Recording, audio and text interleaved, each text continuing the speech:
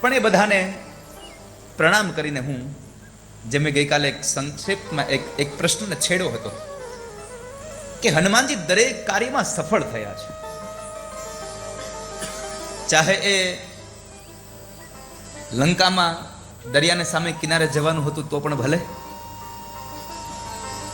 રાવણની સભામાં જવાબ દેવા માટે બેસવાનું હતું તો પણ ભલે, માં જાનકીની સામે પોતાને પ્રસ્તુત થવાનું હતું તો પણ ભલે. અરે એની ક્યાં વાત કરો છો? સૌથી પહેલી મુલાકાત સુગ્રીવે મોકલે છે બ્રાહ્મણના વેશમાં.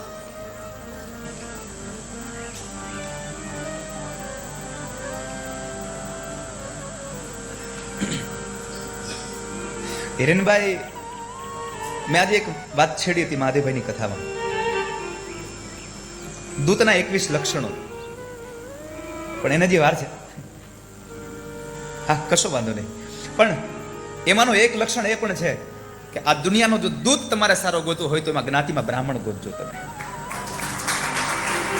અને એના તમને પ્રમાણો આપો. પેલો અહીંયા સુગ્રીવ હનુમાનજી મહારાજે મોકલ્યા છે. તમે જાઓ અને ભગવાન રામની સાથે એટલો સંસ્કૃતમાં સંવાદ કર્યો કે સ્વયં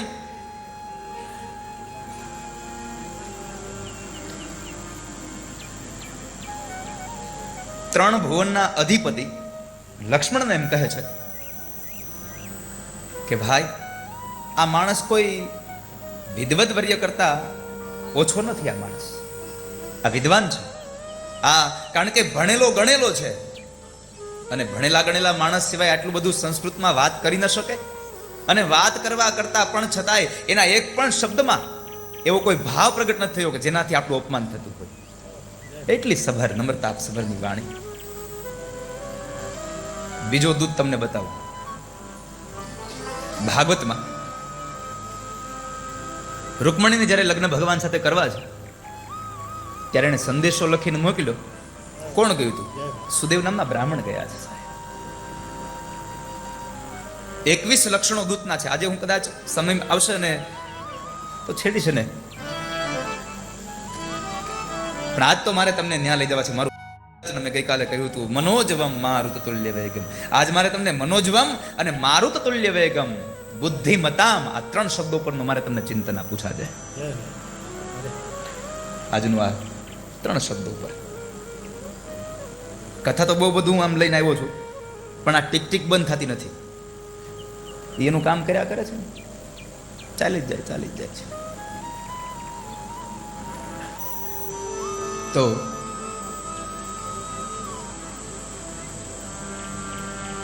ગઈકાલે મેં પ્રશ્ન તમને એક આવીને મૂક્યો તો, હનુમાનજીની સિદ્ધિઓ પાછળનું મૂળ કારણ શું છે? અને એ પણ મેં તમને કહ્યું હતું કે એની સિદ્ધિઓ પાછળનું, એના દરેક કાર્યમાં સફળ થાય છે એની પાછળના 6 કાર્યો બહુ પરિભૂત છે. 6 કાર્યો. એમાંનું એ રહસ્યની બાબતમાં પહેલું કારણ પ્રસન્ન મન. માણસનું મન પ્રસન્ન રહે. માણસનું મન પ્રસન્ન રહે. પ્રસન્ન ચિત્તથી કરવામાં આવેલું કાર્ય માણસની સફળતા ઓર લઈ જાય છે. એક મારી વાત બીજી પણ યાદ રાખજો કે કદાચ પ્રસન્ન મને કાર્ય કર્યું હોય અને કદાચ નિષ્ફળતા મળે, પણ જેટલો સમય તમે કાર્ય કર્યું છે ને પ્રસન્ન મને, એટલો સમય તમારા મનને તો પ્રસન્નતા પ્રાપ્ત થઈ જ ગઈ છે અગાઉ. કાર્યમાં સફળતા પછીની વાત છે, તમારા મનની પ્રસન્નતા તો પહેલા મળી ગઈ છે. માટે કોઈ પણ કાર્ય પ્રસન્નતાથી કરો, પ્રસન્ન ચિત્તે કરો. ક્યારેક ક્યારેક સંતો નથી કહેતા, આપણે સંતોને કઈ ખબર છે, રાજી રહેજો.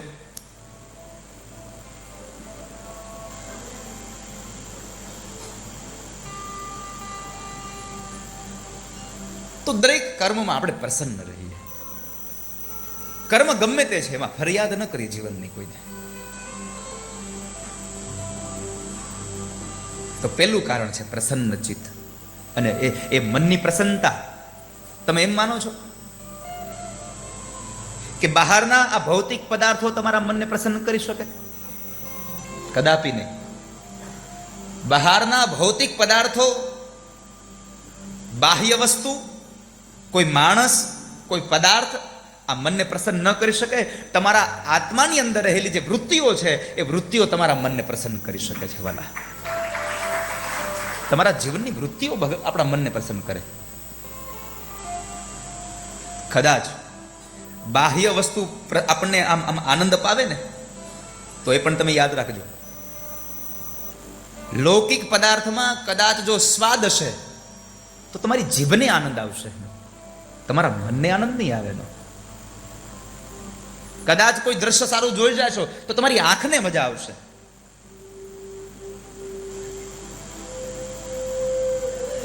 પછી ભૂલી જવાશે.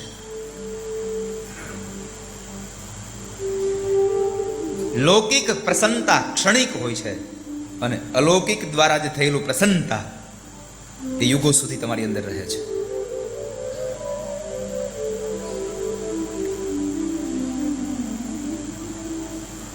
આ દુનિયાનો કોઈ પણ યુવાન, કોઈ પણ પુરુષ ભગવાન લક્ષ્મીનારાયણ દેવના આ મંદિરમાં બિરાજમાન મૂર્તિમાં જે શૃંગાર કરવામાં આવે છે એ શૃંગાર, એ જ શૃંગાર તમે કોઈ યુવાન, કોઈ પુરુષને પહેરાવો અને એને તમે જુઓ તો થોડી વાર માટે તમારી આંખને ગમે, પણ એના એ જ શૃંગાર પથ્થરની મૂર્તિ પર પહેરાવો અને પછી તમારી આંખ જોવે, તમારા હૃદયને પ્રસન્નતા મળે છે. વાલા, તમારું મન પ્રસન્ન થઈ જાય છે. કારણ યુવાન લૌકિક છે, મૂર્તિમાં મને તમને અલૌકિકની ભાવના છે. માટે અલૌકિકના દર્શન કરીએ, પ્રસન્ન મને કામ કરીએ. કારણ પ્રસન્નતા મનનો સ્થાયી ભાવ છે. મનનો સ્થાયી ભાવ છે.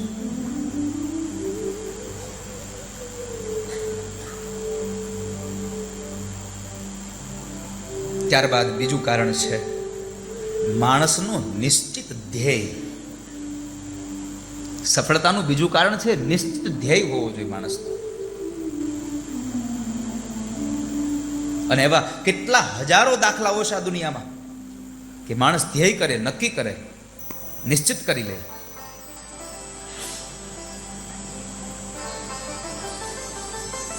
દ્રઢ સંકલ્પ કરી લે કે હવે બસ મારે આ વસ્તુ કરવી છે. સંકલ્પ માણસનો દ્રઢ હોવો જોઈએ. ક્યારેક ક્યારેક આપણો સંકલ્પ પણ મર્યો હોય, ઓલી ઉતરી ગયેલ બેટરી જેવો, જેમ લાઈટ થાય ને ડીમ ડીમ ડીમ, એવો સંકલ્પ હોય આપણો. સંકલ્પ મજબૂત રાખો, વિચારો મજબૂત રાખો. અને વિચારો મજબૂત રાખનારો માણસ પગથી અપંગ હોઈ શકે, શરીરથી અપંગ હોઈ શકે, પણ મનથી જે અપંગ નથી એને એવરેસ્ટ પણ નાનો લાગે છે. વાલા, જે મનથી અપંગ નથી. બાકીના આપણે આટલા બધા સરસ, આટલું બધું જમીએ છીએ, ખાઈએ, ભગવાને એક પણ આમ શરીરમાં કોઈ ખામી નથી આપી, પણ ગિરનારની તળેટીમાં જઈને આમ કહીને તો કે આ હું ચડે કે નહીં. કારણ ત્યાં તારું શરીર બરાબર છે પણ તારું મન નથી ચાલતું. જ્યારે માણસનું મન મક્કમ છે એ ગિરનાર પણ ચડી શકે છે. માટે માણસનો ધ્યેય નિશ્ચિત હોવો જોઈએ અને ધ્યેયમાં તમારી દ્રષ્ટિ હોવી જોઈએ.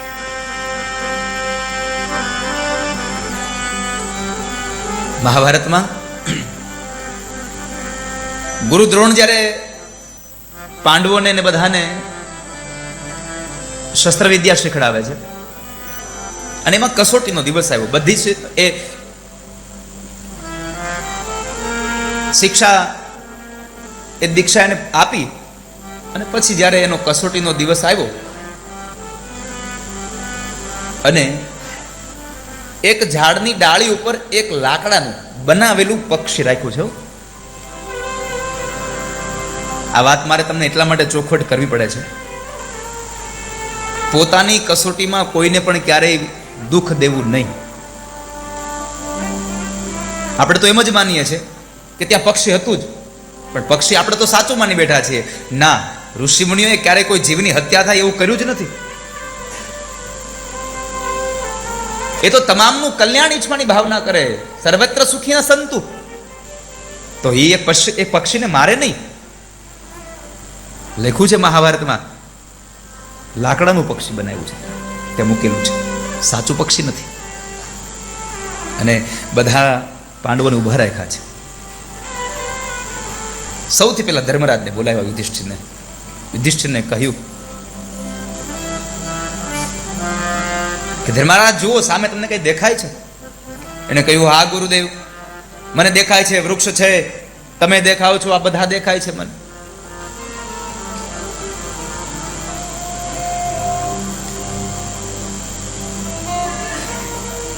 શસ્ત્ર મૂકી દો, જાઓ.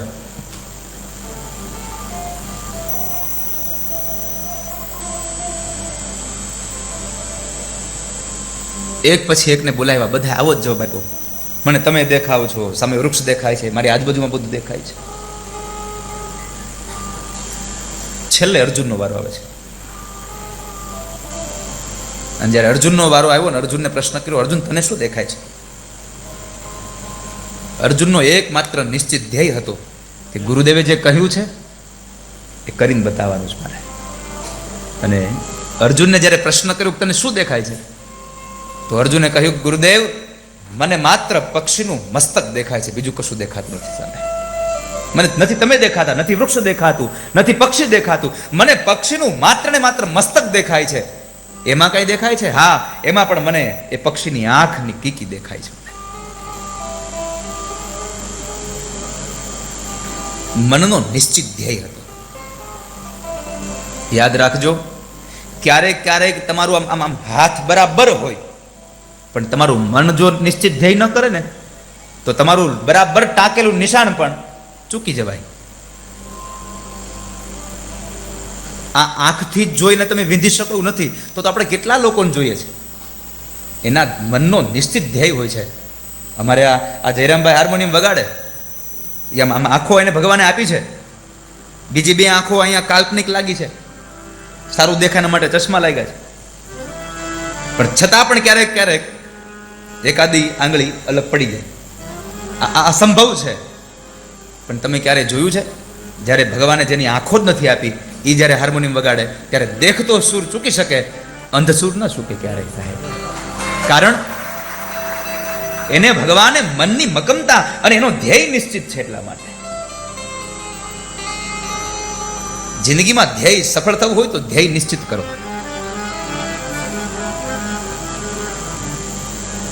પરમાત્માના દર્શન કરવા છે તો નક્કી કરવું પડે,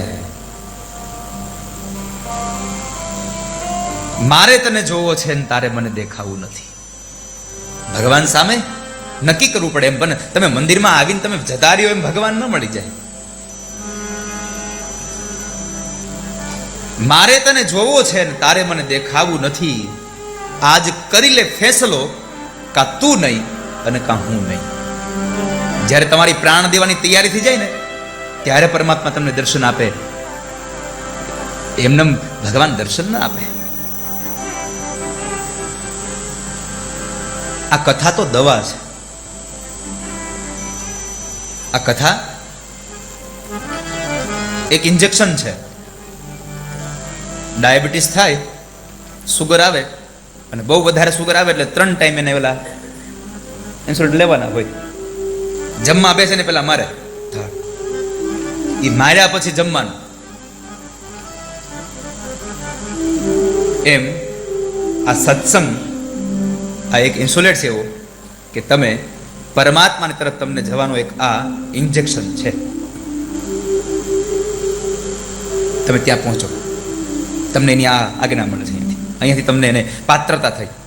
ઓલું ઇન્જેક્શન આપે એટલે તમારા શરીરમાં જે કંઈ જરૂરિયાત છે એ બધા જ કિરણો ઊભા થયા, અને પછી તમે જમી શકો. તેમ આપણે મન, દ્રષ્ટિ, કાન, જીભ દ્વારા જે અપવિત્ર થયા હોય છે અન્યત્ર જગ્યાઓમાં, એના બદલે અહીંયા આવીએ અને તમામ વસ્તુમાં પવિત્ર બનીએ, અને પછી પરમાત્માની ઓર ગતિ કરવાનો આ સમય છે તમારો વાલા. ભગવાનની તરફ ગતિ થાય. તો માણસનો ધ્યેય નિશ્ચિત હોવો જોઈએ. એ ધ્યેય અર્જુને પક્ષીની આંખને વીંધી છે. તો મારો કહેવાનો ભાવાર્થ છે, માણસનો ધ્યેય નિશ્ચિત હોવો જોઈએ. જો સફળતા જોતી હોય તો. સફળ તો બધાને થવું છે, પણ સફળ થવાના પ્રયોગો બહુ ઓછાને કરવા છે. ત્રીજી વાત, પડકારનો સ્વીકાર કરતા શીખે માણસ. માણસ પડકારનો સ્વીકાર કરે. હનુમાનજીને આ હનુમાનજીના જીવન ચરિત્રોમાંથી જ આ બધી વાતો તમને કહું છું. માણસ પડકારનો સ્વીકાર કરે. હનુમાનજી ક્યાંય તમે જુઓ આમ આમ પેલું નથી થયું. એને તમામ જગ્યાએ એને કેટલા સંઘર્ષો કર્યા અને એ સંઘર્ષો પછી એમને સફળતા મળી છે.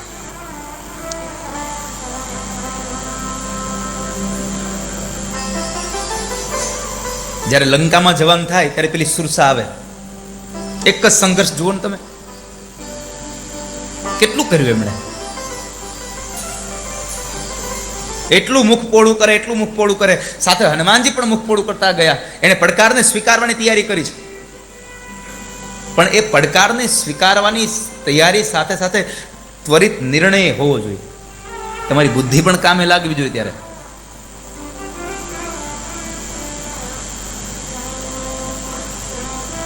અત્યારનો દાખલો તમને દઉં.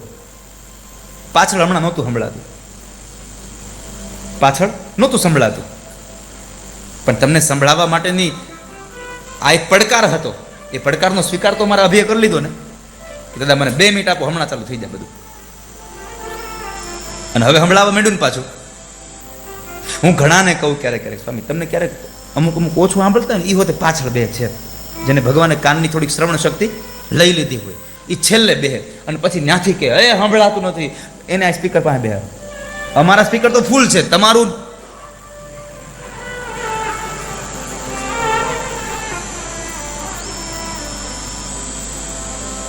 આ પડકારનો સ્વીકાર કરતા માણસ શીખે, સફળતા મળે છે, ત્વરિત સફળતા મળે. આ પ્રત્યક્ષ દાખલો અહીંનો. કેટલા સંઘર્ષો પછી પણ એમણે એ સ્વીકાર કર્યો એ પડકારનો, અને એ અંતે એ માણસ સફળતાનું એ 3જું ચરણ પાર પાડ્યું. એમણે સમજણપૂર્વકનો માર્ગ શોધી લાવે. એણે કેટલું મુખ પહોળું કર્યું. હનુમાનજી મોટા થતા ગયા તેમ તેમ પેલી સુરસા મોઢું કરતી જાય. પછી હનુમાનજીએ શું કર્યું? એ હજી પોતાનું મોઢું બંધ કરે અને નાનું થાય એના પેલા એક મચ્છર જેવું નાનું રૂપ લઈ અને હનુમાનજી એની ઈચ્છાને પૂરી કરીને બહાર વહી આવ્યા. આ ત્વરિત નિર્ણયની શક્તિ છે. ત્વરિત નિર્ણય.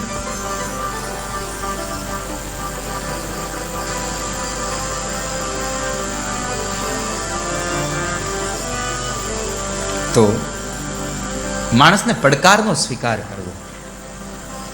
આપણે તો જરાક પણ આપણા સંકલ્પની અંદર જરા પણ પેલું થાય ને એટલે આપણે એમ કહીએ હવે આ આપણા જ નહીં થાય.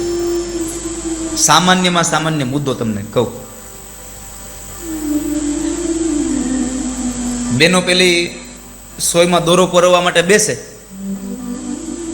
1 વાર 2 વાર 3 વાર 4 વાર પ્રયત્નો કરે અને પછી શું કે, એ છોકરા આ મને પોરવી દે દોરો આમાંથી, આમાં મને નહીં, આમાં.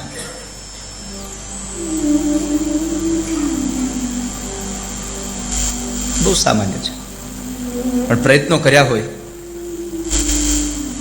આપણને અનુમાન તો છે જ કે સોય એકદમ નાની છે અને એ સોયના ઉપરના ભાગમાં એનું છિદ્ર છે, કારણ કે આપણે પેલા પણ સોયને જોયું હોય છે.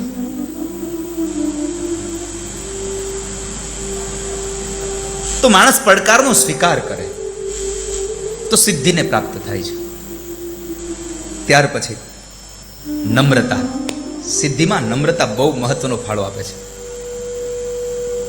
આ દુનિયાનું કોઈ કાર્ય જ્યારે શસ્ત્રથી ન થાય ને, કોઈને આમ તમે આમ ચપ્પુ બતાવો, આ કરી દે, કદાચ એ ચપ્પુ બતાવવાથી પણ કર્મ ન થાય ને, એ કાર્ય તમારા દ્વારા થયેલી નમ્રતાથી એ કર્મ પૂરું થઈ જાય છે. આ સંતો બેઠા છે, કેટલી આમાં નમ્રતા હોય છે. અને એ નમ્રતા છે એટલે તો આ કથા મંડપ બને છે. ન કે એ ક્યાં ક્યાંય નોકરી કરવા જાય છે. એની નમ્રતાને જોઈ અને તમે લોકો આમાં બધું આપો છો. તમે કાંઈ એને રૂપાળા જોઈ નથી આપી દેતા, એનો વ્યવહાર જોઈ તમે આપો છો, એની નમ્રતાને જોઈ અને તમે આ દાન ભેટ આપો છો. અને એ જ દાન ભેટનો એ સદુપયોગ કરી અને આવા કથા મંડપમાં બેસવા માટેના આવા મંડપો બનાવે છે. આટલી સુંદર મજાની વ્યવસ્થા કરે. જ્યારે હું શરૂઆતમાં એ મંદિરમાં આવતો હતો ત્યારે પણ રાધારમણ સ્વામી હજી લગભગ મારા ખ્યાલથી નવા કોઠારી બન્યા હતા. હજી 2 વર્ષ જેવું થયું છે નહીં સ્વામી? 2 વર્ષ થઈ ગયા હવે થશે. હજી 2 વર્ષ નથી થયા. એટલે કહું આમ તો આપણે સાંકળીની કથા પછી જ્યારે હું અહીંયા આવતો હતો ત્યારે હજી કદાચ આ ગેટનું કામે ચાલુ હતું. થોડું ઘણું ગેટનું કામ ચાલુ હતું. નીચે ફ્લોરિંગમાં તો કાંકરા જ હતા. આજે શું છે? ફ્લોરિંગમાં આસન પાથરા વગર બેસવું ગમે એવું એને કમ્પાઉન્ડ બનાવરાયું. આનું એકમાત્ર કારણ છે એની નમ્રતા સાથે. હજી 2 વર્ષ પૂરા નથી થયા. આપણે ઘરે 2 વર્ષમાં લાદી નો નાખી ગઈ નવી. એને આખા ફળિયામાં નાખી લ્યો. આ એવું જ કહેવાય ને, એને ફળિયામાં લાદી નાખી. એટલે આપણને કેવા થાય કે સ્વામીને ઘરે તો ફળિયામાં લાદ્યું છે. કેટલી સંપન્નતા છે.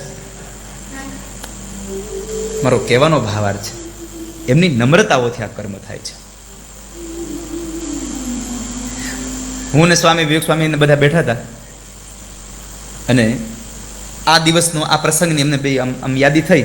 મેં કીધું સ્વામી આ વખતે આપણે આ હોલ આપણે ભાડે રાખવો હોય તો કેટલું ભાડું હોય છે અંદાજે? મને કંઈ શું કામ કહો ને. મેં કીધું મારા એક યજમાન છે ને એની પાસે મેં કામ કરાવવું હોય તો મારે કોઈકને કેવા થાય કે ભાઈ અહીંયા તમે સ્વામિનારાયણ મંદિરે હોલ સારો છે. અને સૌથી પહેલી વાત તો એ છે વક્તાને ગમે એવો હોલ છે, કારણ કે સાઉન્ડ પ્રૂફ છે. એટલે આ હોલ ગમે આપણને. નકર અહીંયા તો માઇક વાળા જ નકરી સીટીઓ માર્યા કરે. એટલે મેં કીધું તો મને કયો તો ખરા. એટલે એમણે મને પૂછ્યું, મને તમે દાદા જ્યારે હોય ત્યારે કહેજો ને. મેં કીધું હોળાષ્ટકમાં એક આયોજનની મેં કીધું વાતચીત હાલે છે. એટલે મેં તો એમને જ ખાલી ચૂનો જ ચોપડ્યો હતો. આ બેન ખોટું ન બોલાય.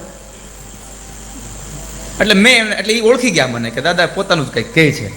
એટલે મને કે શું છે કહ્યો ને. એટલે મેં કીધું એક કામ કરો, આ વખતે હોળાષ્ટકમાં મેં કીધું કોઈ કાર્યક્રમ નથી લીધો તો મને ઈચ્છા છે કે 3-4 દિવસનો સત્સંગ મેં કીધું રાજકોટમાં થાય, રાત્રિ સત્સંગ. તો મેં કીધું આપણે કંઈક કરીએ. અને મેં ગઈકાલે યાદી કરી એમ કે તો કે મને કંઈક તમે એક કામ કરો, હું બાલાજી સેવા સમિતિના અમારા ટ્રસ્ટીઓને બધાને કહું અને તમે આપણું જ ગોઠવી દો કે. જો કે એને મને પૂછ્યું હતું તમારી પાસે યજમાન ને એવું કાંઈ છે? મેં કીધું મારે તો કોઈ યજમાન હોય નહીં, કામ ચાલુ થાય તે ખબર પડે. હરિદ્વારની કથા છે અમારે 10મા મહિનામાં. હું ભાર્ગવને પૂછતો તો મેં કીધું કાંઈ આપણે યજમાનનું કાંઈ છે? એ કે હજી કાંઈ વાવડ નથી. મેં કીધું કાંઈ વાંધો નહીં, કોઈ ન થાય તો ઠાકોરજી બનાવી દેજે પણ કથા કરજે મેં કીધું. એટલે સ્વામી કીધે કામ કરો, બધા હરિભક્તો ખૂબ અહીંના રાજીપો રાખે છે બધા અને એ કર્મ થશે અને ટીપે ટીપે સરોવર ભરાય. આખા આ મહોત્સવના કોઈ યજમાન ન બને તો કાંઈ નહીં, પણ આપણે આવો મહોત્સવ જ્યારે આવ્યો હોય ત્યારે ટીપે ટીપે આપણું સરોવર ભરાઈ જાય. એમ સ્વામીએ પણ આવો એક હિંમત કરી અને આ 3 દિવસનો સત્સંગ આપણને અપાયો અહીંયા. આ પડકારનો સ્વીકાર નહીં તો બીજું શું થયું? લાકડાની તલવાર હતી ને. હવે સ્વામી નકર કાલે સવારે મને એમ કહે દાદા હવે હું 1-2 મહિના ક્યાંક નોકરી કરી લઉં પછી આપણે કંઈક બધાને ચૂકવીએ. પણ એને બાલાજી દાદામાં, ભગવાન લક્ષ્મીનારાયણ દેવમાં અને એના તમામ હરિભક્તોમાં ભરોસો હતો કે આપણું આદરેલું કામ અધૂરું નહીં રહે વાલા. નકર રાતનું જો તમને બહુ ચોખવટ કહું, રાતનો પ્રસંગ મેં એટલા માટે ગોઠવાયો હતો કે અહીંયા આપણે ભોજન ન કરાવવું પડે, ખર્ચો ઘટે ને થોડોક એટલા માટે. તો એ પાછા મારી પાસે લઈને આવ્યા કે આપણે રાતનું ભોજનનું કર્યું છે, નાસ્તો કરાવવું બધું દઈ દે ભગવાન કે. અને એની નમ્રતાએ આ વળી પાછું પૂરું કર્યું. તો માણસને પડકારનો સ્વીકાર કરે એની નમ્રતા આ ચોથો પાસો છે. આપણે નમ્ર નથી બની શકતા.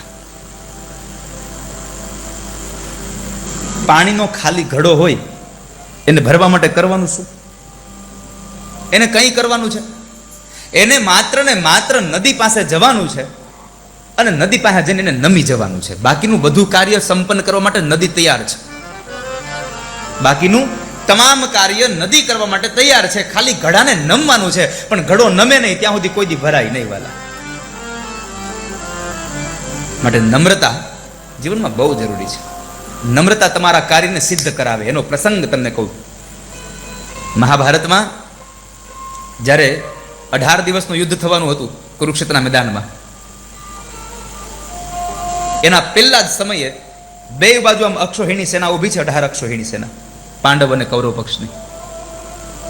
અને કૌરવ પક્ષમાં કેટલા યોદ્ધાઓ, કેટલી મોટી સૈન્ય. દુર્યોધન અને બાજુમાં દાદા ભીષ્મનો રથ, દ્રોણ, આ બધા જ સામે, અને આ બાજુ પાંડવો. નમ્રતા શું કરી શકે? મારે તમને એટલું જ ખાલી આ એક સત્ય કથા એક એવી છે. તો એ નમ્રતામાં દુર્યોધનની બાજુમાં જ એના જ પક્ષમાં દાદા ભીષ્મ છે, અને આશીર્વાદ લેવા જેવા વ્યક્તિ છે.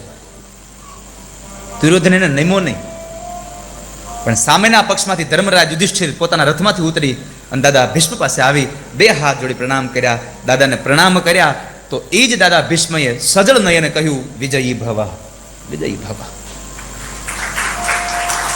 અને અંતે પાંડવોનો વિજય થયો. મારે એટલું જ કહેવું છે, માણસને નમ્રતા પોતાની સિદ્ધિ અપાવે છે, પોતાનો સંકલ્પ સિદ્ધ કરાવે છે. માટે જીવનમાં નમ્ર બનો. અકડતો મુર્દા હોય, માણસ હોય તો નમી જાય, અને નમી જાય ને એ બધાને ગમી પણ જાય છે આ દુનિયામાં. માટે નમ્રતાને જીવનમાં ખૂબ રાખો. ચોથું સ્થાન આપ્યું નમ્રતા. 5મું સ્થાન છે કાર્ય પ્રત્યેની શ્રદ્ધા. તમારા કર્મમાં તમને શ્રદ્ધા હોવી જોઈએ. તમે રોજ મંદિરે આવો, પણ મંદિરે આવ્યા પછી તમને જો શ્રદ્ધા ન હોય તો તમને ફળ ન મળે. અને શ્રદ્ધા વગરનું કાર્ય તમારી જિંદગીનું ઢસરડું છે. શ્રદ્ધાથી કામ કરો. શ્રદ્ધાની બાબતમાં મારે આપને 2 વાતો કહેવી છે. શ્રદ્ધા એટલે શું? જેના દ્વારા અસંભવને પણ સંભવ કરી શકવાની તાકાત એ શ્રદ્ધા ધરાવે છે.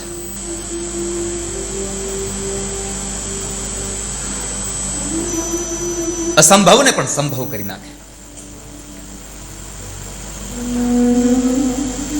પણ માણસની શ્રદ્ધા હોવી જોઈએ. કેટલી શ્રદ્ધા એકલવ્યને.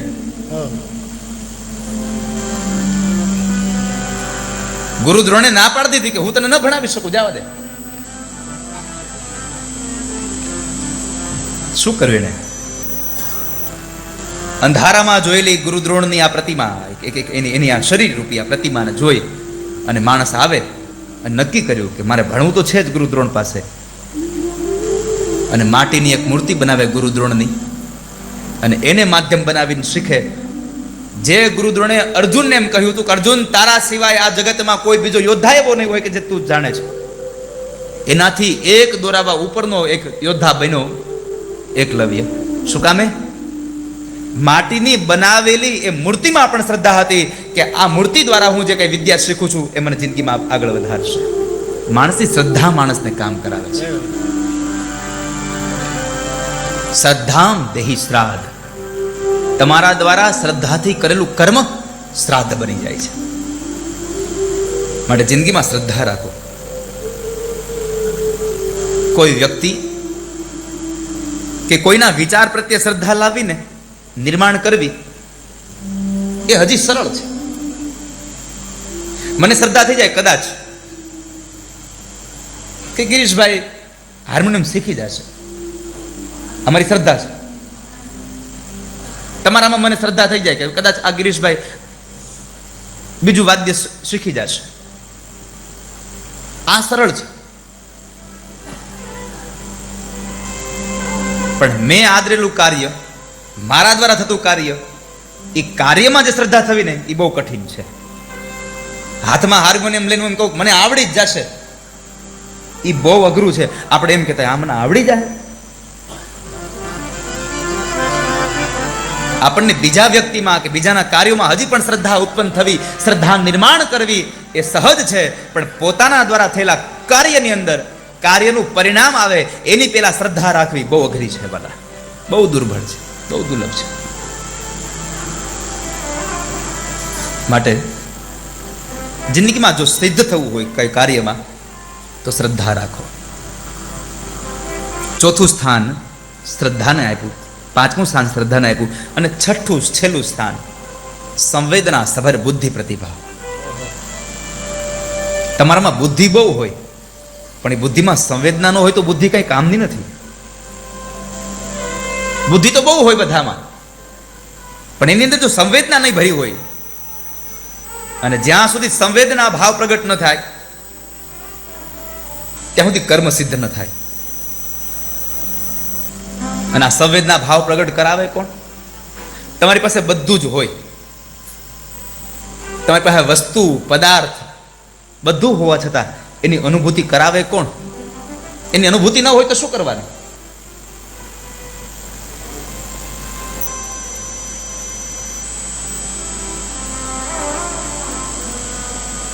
તો એ અનુભૂતિ કરાવે કોણ તમને? તમારી અંદર સંવેદના ભાવ પ્રગટ કરે કોણ? તો એક જ માત્ર છે, કોઈ સદગુરુ મળી જાય, કોઈ સજ્જન વ્યક્તિ મળી જાય તો આપણી અંદર રહેલી એ સંવેદના પ્રતિભાને પ્રગટ કરે અને આપણને એની અનુભૂતિ કરાવે. લંકામાં જવાનું હતું, બધા જ બેઠા હતા, નલ, અંગદ, સુગ્રીવ બધા બેઠા હતા, જામવાનજી બધા, હનુમાનજી બધા બેઠા હતા. લંકામાં જવાનું છે.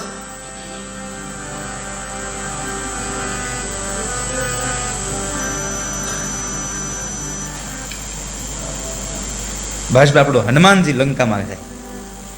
અંગદ જઈ શકે, પાછો ન આવી શકે, અને હનુમાનજી જાય પણ ખરો, પાછા પણ આવે. મને યાદ આવી ગયો પ્રસંગ એટલે તમને કહી દઉં. બહુ નાની જ વાત છે. હવે જે માણસ લંકામાં જાય એ પાછો ન આવે. તમે આ સીડી અહીં ચડી ગયા છો તો હું તમને ઉતરતા નથી આવડતી? આવડે જ છે. તો અહીંયા આવું આવું કેમ કહ્યું?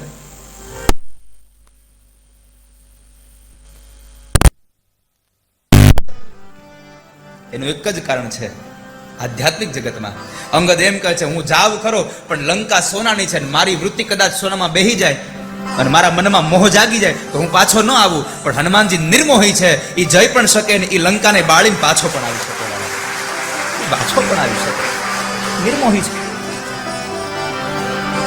એને જેને મોહ નથી ને એ સોનાની લંકામાંથી પાછા આવે. એને આ સમાજના કોઈ એવા લૌકિક પદાર્થો એને લોભાવી ન શકે. ગામડે ગઈકાલે વાત કરતા હતા આપણે સંતો કે જેટલા રામજીના મંદિર હશે એના કરતા વધારે મંદિર હનુમાનજીના હશે. કારણ કે બધાની હારે હોય ને પાછા પોતે પ્રાઇવેટે હોય. એમાં જુઓ તમે, બધા જેટલા દેવી દેવતાઓ છે એના મંદિરમાં હનુમાનજી આગળ બેહે, હનુમાનજીના મંદિરમાં કોઈ આગળ નહીં, પોતે એકલા. અને પછી ત્યાંથી હનુમાનજી કહેતા હે અકેલે હે ચલે આઓ જહાં હો, અકેલે હે ચલે આઓ જહાં હો.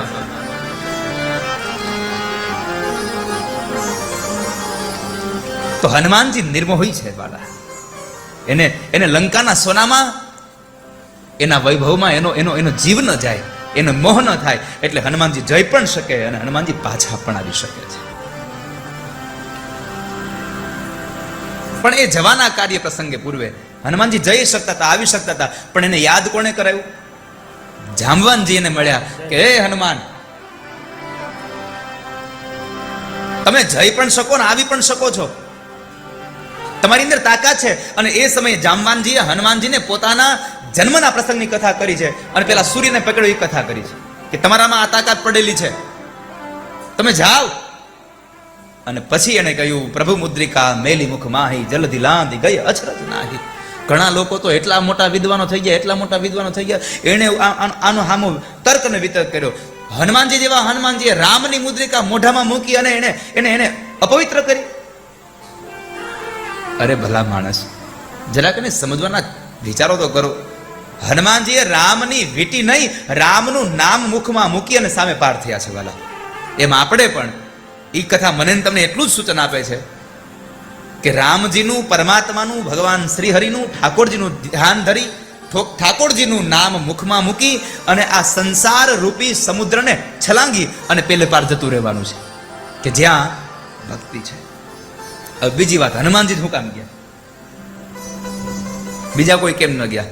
તો હનુમાનજીને ભગવાનની ભક્તિમાં રસ હતો અને સીતા આધ્યાત્મિક અર્થમાં ભક્તિ છે. ભક્તિ સુધી ભગવાનનો ભક્ત જ પહોંચી શકે. જેને ભક્તિની તરસ જાગી છે એ માણસ ત્યાં જઈ શકે. એને તરસ લાગી છે. ભક્તિને, એટલે એ માણસ ત્યાં જાય છે. તો સીતાજીની શોધ માટે જ્યારે જવાનું હતું ત્યારે જાંબાનજીએ એમને આગળ વધાર્યા. એને કોઈ સજ્જન માણસ મળે, એ કોઈ સદપુરુષ મળી જાય.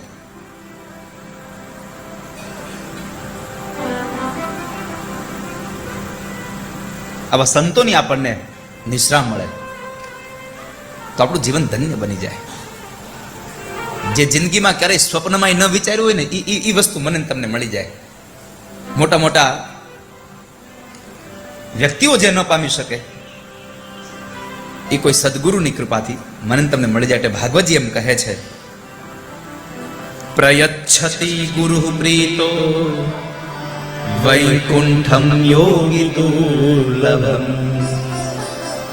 યોગીઓને જે તપશ્ચર્યા કરીને જે દુર્લભ છે એવું વૈકુંઠ કોઈ સદગુરુ મળી જાય તો આમ આંગળી પકડીને દઈ જાય, હાલ ભાઈ આ તારું વૈકુંઠનું ધામ તારા માટે છે, આ અક્ષરધામ તારા માટે છે, આ હરિનું ધામ તારા માટે છે. મિલે એસા કોઈ સંત ફકીર જો પહોંચા દે ભવ નદિયા કે તીર. બને તમને કોઈ એવો સદગુરુ મળી જાય.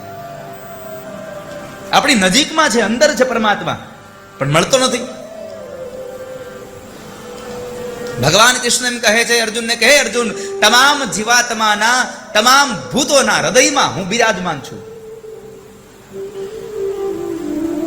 હું એમાં મારું સ્થાન ધરાવું છું. તો આપણને અહીંયા અહીં નજીક છે છતાંય કેમ નથી મળતો? અમારે આવો પધાર મહાદેવજી, પધાર બાબા. મહાદેવભાઈ ડોક્ટર મહાદેવ પ્રસાદ મહેતા આવ્યા છે, એમને તાળીઓના નાદથી વધાવીએ.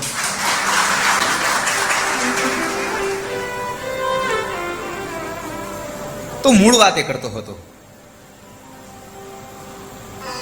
પ્રયશ્ચિતિ ગુરુ પ્રીતો વૈકુંઠમ યોગી દુર્લભમ. સંવેદના સબર બુદ્ધિ પ્રતિભા માણસમાં હોય. માત્ર બુદ્ધિ નહીં, સંવેદના પણ સાથે જોઈએ. જો સંવેદના ન હોય તો માણસને સિદ્ધિ ન મળે. બુદ્ધિ તો બધા પાસે બુદ્ધિ તો હોય જ છે. પક્ષીઓને ને પશુઓને પણ બુદ્ધિ તો છે જ એટલી, પણ એમાં સંવેદના નથી.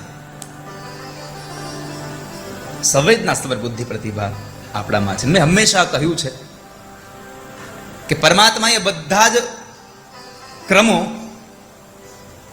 ખાવું, પીવું, સૂવું, ઉઠવું, આ બધું જ વસ્તુ પશુ પક્ષીમાં અને મનુષ્યમાં આપ્યા છે. એટલી બુદ્ધિ તો એને આપી છે કે શું ખવાય શું ન ખવાય. આપણને એક વિશેષ બુદ્ધિ આપી છે, સંવેદના સભર બુદ્ધિ. અને એ સંવેદના સભર બુદ્ધિનો જો પ્રયોગ થાય તો મને તમને કાર્યમાં સફળતા મળે. મેં હમણાં કહ્યું માધવભાઈ કે હનુમાનજીની તમામ કાર્યોમાં સફળતા, કોઈ પણ કાર્ય કરે, લંકામાં જવાનું હોય તો પણ ભલે, પ્રથમ વખત હનુમાનજી મહારાજ રામજીને મળવા આવે તો પણ ભલે, પહેલા મિલનમાં, પણ એની પાછળનું આ સફળતાનું કારણ શું? એની પાછળના 6 મુખ્ય કારણો હતા. એમાંનું છેલ્લું 6થું કારણ સંવેદના સબર બુદ્ધિ પ્રતિભા. અને આ બુદ્ધિ અંદર પડી છે. આપણી અંદર તો તત્વ પડ્યું જ છે, પણ આપણને દેખાતું નથી. ખોયા હોય તો ફિર મિલે, રૂઠા લે હી મનાય. ખોવાઈ ગયું હોય તો ફરી પાછું મળી જાય મને તમને. કોઈ કદાચ મારા ને તમારાથી કોઈ નારાજ થઈ ગયું હોય તો એને મનાવી લઈએ. ખોયા હોય સો ફિર મિલે, રૂઠા લે હી મનાય. પર મિલા રહે ફિર ના મિલે, તાંસો કોણ બતાય. અંદર પડેલો આત્મા, અંદર રહેલો એક જીવ, આત્મા, પરમાત્મા અંદર છે જ, પણ મને તમને ખબર નથી એ કે પરમાત્મા તો અંદર છે. પર મિલા રહે ફિર ના મિલે, તાંસો કોણ બતાય. એને કોણ બતાવે? તો કહ્યું છે કોઈ સારો સજ્જન વ્યક્તિ, કોઈ સદગુરુ મળી જાય તો મને તમને અંદર રહેલો એ પરમાત્માની ઓળખાણ મને તમને કરાવી દે. કોઈ સદગુરુ મળે. મિલે એસા કોઈ સંત ફકીર જો પહોંચા દે ભવ નદિયા કે તીર. તો આ હનુમાનજીની આ સિદ્ધિ પાછળના 6 કાર્યો બહુ અગત્યના, 6 લાક્ષણિકતાઓ. અને આ 6 લાક્ષણિકતાઓને લઈને જ એમ કહી શકાય કે હનુમાનજીની ઉપાસના મને તમને સિદ્ધિ અપાવી શકે. એટલા માટે તો હનુમાન ચાલીસાનો પાઠ આપણે કરતા હોઈએ છીએ અને કહ્યું છે કે હનુમાન ચાલીસાનું આ અનુષ્ઠાન પણ ચતુર્વિધ છે. હનુમાન ચાલીસાનું અનુષ્ઠાન પણ ચતુર્વિધ છે. એનું એકમાત્ર કારણ છે કે આખી હનુમાન ચાલીસામાં હનુમાન શબ્દ 4 વખત આવ્યો છે. હનુમાન શબ્દ 4 વખત છે. એમાં પહેલો જય હનુમાન જ્ઞાન ગુણ સાગર. આ જે 4 વસ્તુ આપી છે ને, 4 પુરુષાર્થ ધર્મ અર્થ કામ અને મોક્ષના છે.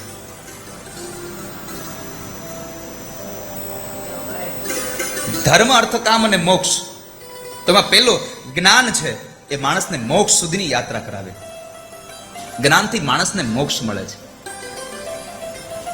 આ જ્ઞાન આપે કોણ?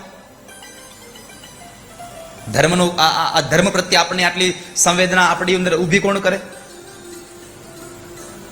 પરમાત્માનું પ્રાગટ્ય છે, ખબર છે? રામચરિતમાનસમાં લખ્યું છે, વિપ્ર ધેયનું સુર સંત હિત લીન મનુજ અવતાર.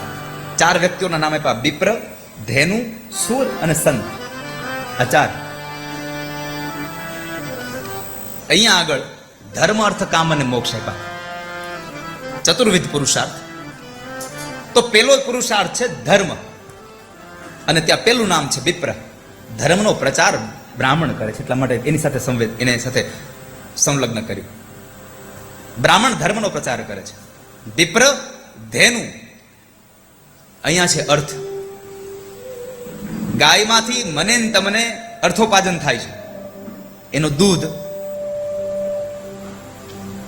ગૌમૂત્ર, ગૌછાણ, એમાંથી આપણને અત્યારે ગૌમૂત્ર મળે છે ને બજારમાં. અર્થોપાર્જન થયું. તો પેલું ધર્મમાં માટે બ્રાહ્મણ વિપ્ર, અર્થ માટે ગાય, સુર. એના દ્વારા કામ, આપણું કામ વધતું હોય છે દેવતાઓ દ્વારા. કામની સંતોષી થાય. તમે કોઈ પણ કામની તમારી જિજ્ઞાસા જાગે અને કોઈ પરમાત્માનું ભજન કરો, સૂરનું, દેવોનું, તમારું કામ સંતોષાય, તમારી ઈચ્છાઓ સંતોષ થઈ જાય. અને છેલ્લે સંત, એને લઈ ગયા છે મોક્ષના દ્વાર સુધી. સંત મને તમને કોઈ સારો સદગુરુ મળી જાય તો મોક્ષ સુધીની યાત્રા કરાવી દે, મોક્ષને મુક્તિ કરી દેવી દે. એટલે અહીંયા ધર્મ અર્થ કામ અને મોક્ષ, ત્યાં આગળ વિપ્ર, ધેયનું સુર, સંત. આ 4 વ્યક્તિઓ એનો સમન્વય મહાપુરુષોએ કર્યો. તો અહીંયા ચતુર્વિધ જે છે, જ્ઞાન ગુણ સાગર મોક્ષ. જ્ઞાનથી માણસને મોક્ષ મળે. કામ પુરુષાર્થ માટે સંકટ છે હનુમાન છોડાવે, મન ક્રમ બચન ધ્યાન જોડાવે. ત્યારબાદ ત્રીજો પુરુષાર્થ બતાવ્યો ધર્મ. અહીંયા ક્રમશ નથી આપ્યા, પણ મેં જે 4 કદાચ હું આમ ચોપાઈને આગળ પાછળ મૂકી દઉં તો ધર્મ અર્થ કામ અને મોક્ષ મૂકી શકું, પણ મેં ક્રમશ લીધી છે એટલા માટે. બીજો પુરુષાર્થ અહીંયા કામ બતાવ્યો અને ત્યાં કહ્યું સંકટ તે હનુમાન છોડાવે. આ બીજી વખત હનુમાનજીનું નામ. ત્રીજું નામ જય જય જય હનુમાન ગુસાઈ, કૃપા કર ગુરુદેવ કિનાય. ત્યાં આગળ ભગવાનની કૃપા થાય, ગુરુની કૃપા. જો કે આમ જોવા જઈએ તો તુલસીદાસજી મહારાજે હનુમાનજીને ગુરુ તરીકે સ્વીકાર્યા છે. એટલે તો સીધું જ લખ્યું હનુમાન ચાલીસાના શરૂઆતમાં, શ્રી ગુરુ ચરણ સરોજ રજ.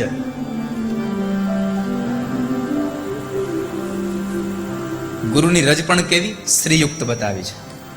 શ્રી કહેતા લક્ષ્મીથી સંપન્ન છે. ગુરુના ચરણારવિંદની, મહાપુરુષોના ચરણારવિંદની રજ જો મસ્તક ઉપર ચડી જાય તો એ લક્ષ્મી સંપન્ન છે. એટલે તો આપણે મહાપુરુષોના ચરણોને આમ સ્પર્શ કરી અને પછી આમ માથે લગાવીએ છીએ.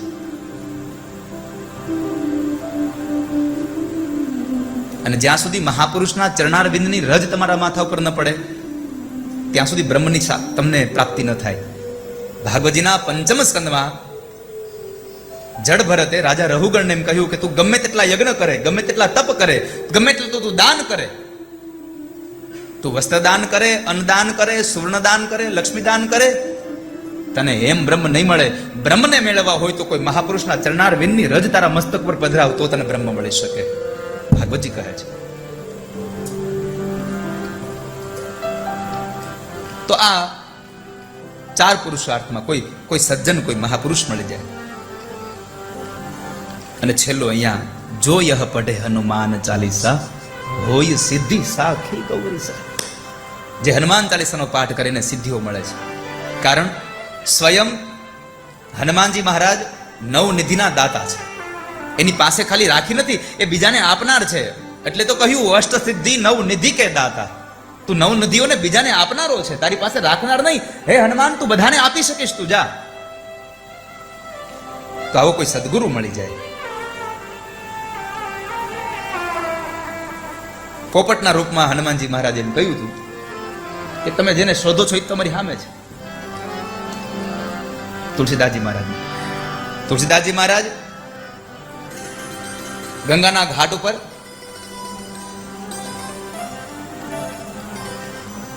આંખમાંથી અશ્રુની ધારા વહે.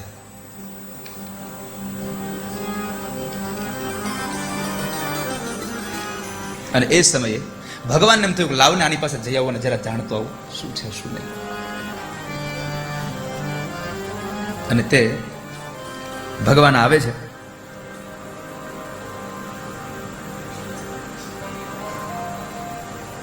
ભગવાને આવીને ચંદન માંગ્યું છે. પણ હનુમાનજી તો પોતાનું કામ કરે ને, તુલસીદાસજી મહારાજ પોતે કામ કરે ને પોતે રડે છે. જ્યારે ચંદન માંગ્યું ત્યારે તુલસીદાસનું રડવું બહુ વધી ગયું. એટલે ભગવાન કહે છે, બાબા તમે રડો છો કેમ? તમે રડો છો શા માટે?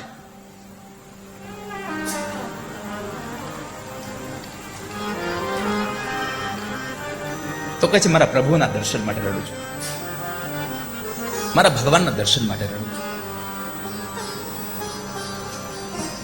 બાળકના રૂપમાં આવેલા ભગવાન એમ કહે છે, તમારા ભગવાન આટલા કઠોર છે કે તમે આટલા બધા રડો છો છતાં પણ તમને મળતા નથી. મેં કહ્યું ને, ખોયા હોય તો ફિર મિલે, રૂઠા લહી મનાય, પર મિલા રહે પર મિલે નહીં, તાંસો કોણ બતાય? એને કોણ બતાવે મને તમને? જ્યારે એને ભગવાન પોતાના મોઢે એમ કહે છે, તમારો ભગવાન તો બહુ કઠોર લાગે છે, તમે આટલા બધા રડો છો અને છતાં પણ તમને મળતા નથી.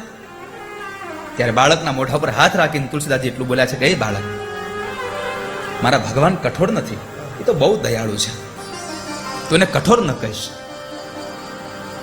અને ત્યારે પોપટના રૂપમાં હનુમાનજી બોલ્યા છે કે તમે જેને ગોતો છો ને એ તમારી સામે ઉભા છે. ચિત્રકૂટ કે ઘાટ पे ભાઈ સંતન કી ભી. મારો કહેવાનો મૂળ ભાવાર્થ છે કે કોઈ માણસ આવી અને કોઈ સદગુરુ રૂપી કોઈ માણસ આપણા જીવનમાં આવે તો અજ્ઞાનનો અંધકાર દૂર કરે ને જ્ઞાનનો પ્રકાશ પાથરી દે જીવનમાં. કોઈ સદગુરુ આવી જાય એટલે આ ચતુર્વિધ અનુષ્ઠાન છે હનુમાન ચાલીસા. મારા તમારા જીવનના બધા જ ક્લેશો દૂર કરે એટલે તો હનુમાન ચાલીસા કહે, બલ બુદ્ધિ વિદ્યા દેહુ મોહી હરહું કલેશ વિકાર. મારા તમારા જીવનના ક્લેશ હટી જાય છે. પણ બલ બુદ્ધિ વિદ્યા દેહુ મોહી, આ ત્રણ શબ્દો, બળ, બુદ્ધિ અને વિદ્યા. કયું બળ?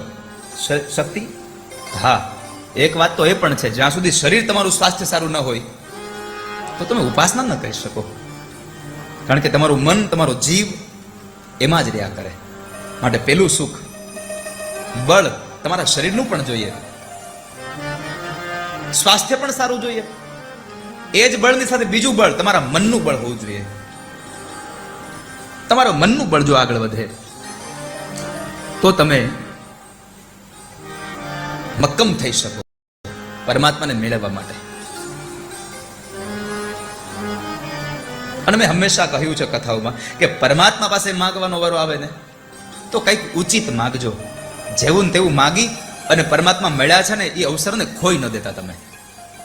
આપણી પાસે તો માગવા માટે એક જ વસ્તુ હોય છે કે મને પૈસો આપો, બસ, બીજું કાંઈ જોતું નથી. પૈસાની ભૂખ ન ગઈ કોઈ દિવસ. ગમે તેટલો પૈસો હોય એની ભૂખ ન ગઈ. આપણું મન ભરાય જ નહીં. એકવાર એક મહાત્માજી ભિક્ષાવૃત્તિ માટે નીકળ્યા અને આમ ચાલ્યા જતા હતા. હવે એની પાસે ભિક્ષા માટેનું કોઈ પાત્ર નહીં. બરાબર માર્ગમાં આમ ચાલ્યા જતા હતા ને એક આમ કુંડા જેવું પડ્યું હતું આટલું કમથી. એને લીધું, સાફ કર્યું લઈને ગયા. તો રાજા એક હતો, એક રાજા, એને સમાચાર મળ્યા કે કોઈક ભિક્ષુક આવે છે. અને રાજા ઉદાર હશે પોતાના મનથી, એને કહ્યું કે બોલાવો એને, આપણે એમને ભિક્ષા આપીએ. હવે રાજા તો સભા ભરીને બેઠા, અને સભામાં એને કહ્યું, બોલો મહારાજ, તમારી શું ઈચ્છા, તમારે શું જોઈએ છે? પેલા મહારાજે કહ્યું, મહારાજ, મારી બીજી કોઈ ઈચ્છા નથી, મારે તો બસ મારું આ પાત્ર ભરાઈ જાય એટલી દક્ષિણા મળી જાય, હું વયો જાઉં, મને એટલી ભિક્ષા મળી જાય, વયો જાઉં. મહારાજે કર્યું ચાલુ પાત્ર ભરવાનું. તમે કલ્પના કરો, એ મહારાજનો અડધો ખજાનો પૂરો થઈ ગયો તો એ આટલું કમતું નાનું પાત્ર ભરાણું નહીં માધવભાઈ, ન ભરાણું. અડધો ખજાનો પૂરો થઈ ગયો તોય મહારાજે કીધું હજી લાવો, નાખવામાં. હવે તો 10-15% ખજાનો માંડ બાકી રહ્યો છે. મહારાજે કહ્યું, ભાઈ મહારાજ, આ તમે પાત્ર ને એવા પાત્ર તો નાનું દેખાય, પણ છે હું આ ભરાતું નથી. એ કે બીજું મારી પાસે હતું નહીં, હાયલો આવતો તો સ્મશાન પાસે નીકળ્યો હતો ને આમ એક માણસની આ ખોપડી પડી હતી, એને મેં ઊંધી કરી, આ ભરી દો. બધું ભરાય છે, માણસની ખોપડી નથી ભરાતી વાલા, બધું ભરાઈ જાય. આપણા ઘરની તેજુરીઓ ભરાઈ જાય, પણ આપણું મન ન ભરાય, બધું ભરાઈ જાય.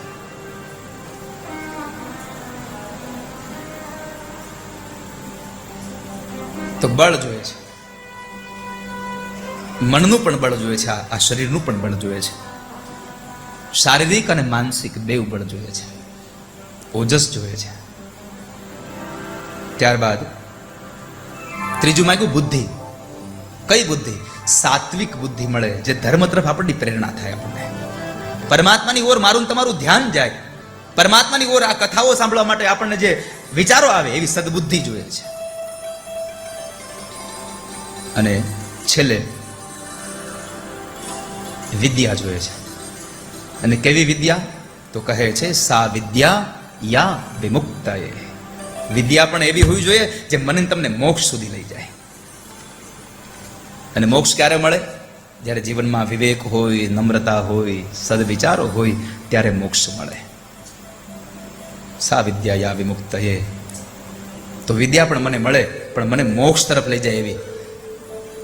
સ્કૂલોમાં જે વિદ્યા મળે છે એ પૈસો કમાવા માટેની વિદ્યા મળે છે, અને અહીંયા જે આ વિદ્યા મળે છે એ તમારો કમાયેલો પૈસો ક્યાં વાપરવો એની વિદ્યા મળે છે વાલા. ત્યાં કમાવાની ભાવના છે ને અહીંયા ત્યાં આ વાપરવાની ભાવના મળે છે. સા વિદ્યા વિમુક્તયે. તો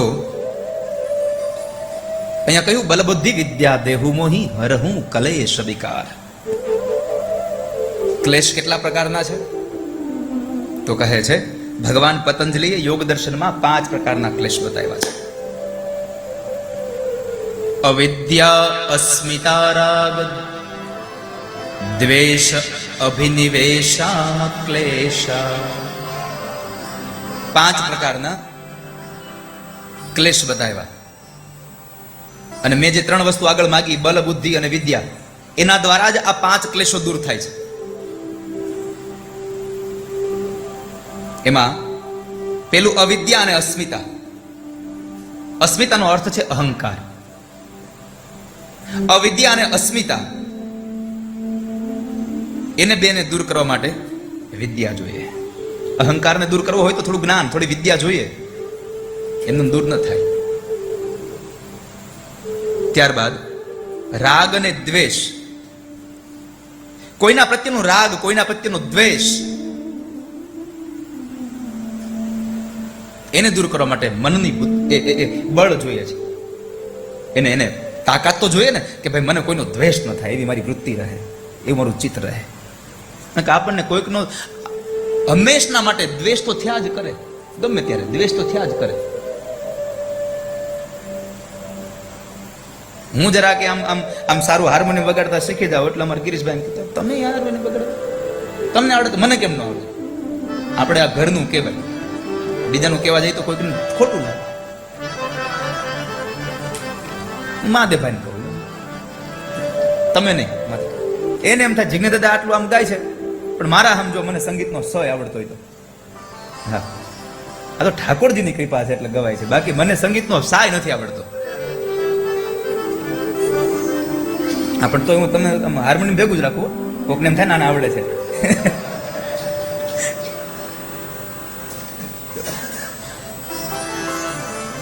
માણસને દ્વેષ જિંદગીમાં બહુ જાગે. બાજુવાળો નવી ગાડી લાવે ને એટલે થાય આને નવી ગાડી થઈ ગઈ હારી, એટલે આપણને આપણી જૂની ગાડીમાંથી મોહ ઉતરી જાય. આપણામાંથી મોહ ઉતારી દે બીજાની વસ્તુ. વિચાર તો કરો, દ્વેષ કેટલો લાગે છે. અને દ્વેષ એવો છે જ્વલનાત્મક ચિત્તવૃત્તિ વિશેષ દ્વેષ. દ્વેષ એવો છે અગ્નિ જેવો.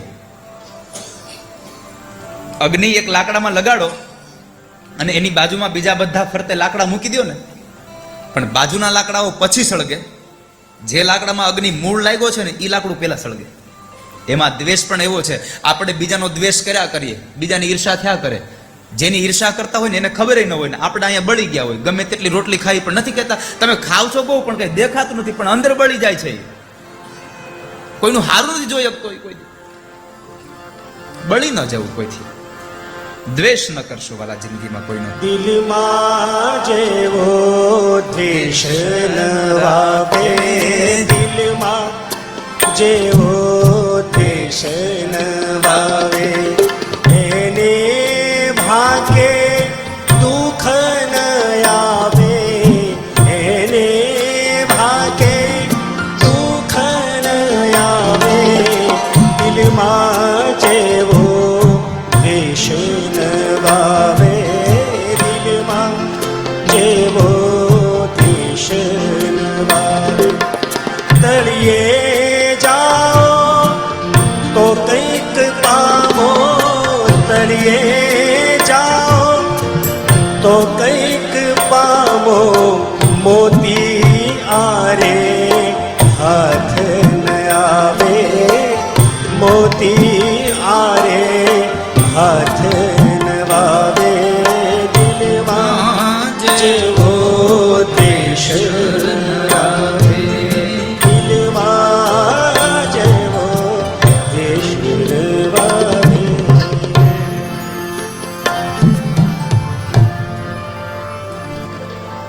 તો આ 5 પ્રકારના ક્લેશ, એને હરવાનું કામ હનુમાનજી કરે.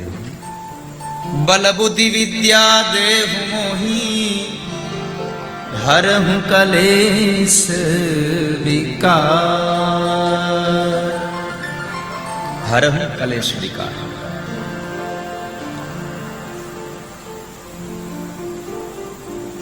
તો આ ભગવાન પતંજલિએ જે 5 પ્રકારના ક્લેશ બતાવ્યા, અવિદ્યા, અસ્મિતા, રાગ, દ્વેષ, અભિનિવેશા, આ 5 ક્લેશ. એ 5 ક્લેશોમાં પેલો અવિદ્યા છે. અવિદ્યા એટલે શું? તો કહે છે કે જેમાં જે લક્ષણ ન હોય છતાં પણ એમાં એનો ભાસ થવો, એ અવિદ્યા છે. જેમાં જે લક્ષણ નથી છતાં પણ આપણને ભાસ થાય, સામાન્ય સર્પનો ભાસ થવો એ આપણી અવિદ્યા છે. જેમાં જે ન દેખાય, જે છે નહીં છતાં પણ એનો ભાસ થાય, એ અવિદ્યા.